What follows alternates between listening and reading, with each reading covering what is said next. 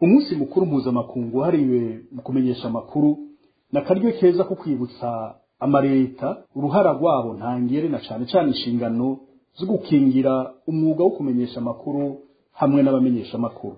Ivyo rero bishitse mu gihe mu Burundi hari abamenyesha amakuru babiri b'abapfasoni batawe muri yompi kumvo zidafashe na gato bavundiye mu mpimba atakindi bazira atari umwuga wabo no kuburabuza uwoza avuga ivyiyumviro bitajanye n'ivyo bari ku butegetsi. Ivyo bikaba bibaye mu gihe hari abamenyesha amakuru indwi hamwe n'abarongoye imenyesha amakuru abo nyene baciriwe umunyororo wo guherayo na sentare ntahinyuzwa itariki 23 z'ukwezi kwa gatandatu umwaka wa 2020 nabo nyene bagirizwa ngo kuba baragize uruhara mu itembagazwa ry'ubutegetsi mu mwaka wa 2015.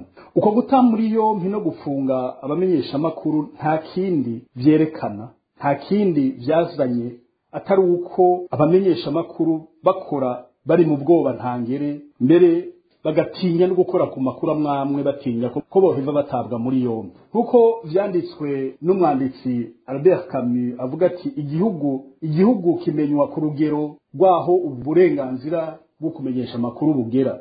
Sagaseseshwa rumuriko uburenganzira bwo kumenyesha amakuru mu Burundi bukiri kure nk'ukwezi, na cane cane mu gihe hari abamenyesha amakuru barenga 170 bataye bakomoka bahunga guturatuzwa n'ubutegetsi bwa CNDD-FDD. Kuri uno munsi mu runani rw'abamenyesha amakuru nakaryo ko kwibuka abamenyesha amakuru bagenzi bacu bagandaguwe, abandi baranyuruzwa amazima nyongo. Christophe Nkezabahizi yagandaguwe n'umuryango wiwe wose tariki 13 z'ukwezi kwa Gitugutu mu mwaka wa 2015 na Jean Bigirimana yakorera ikimenyesha amakuru iwacu n'ubu tutazi irengero ryiwe kuva itariki 22 z'ukwezi kwindwi mu 2016.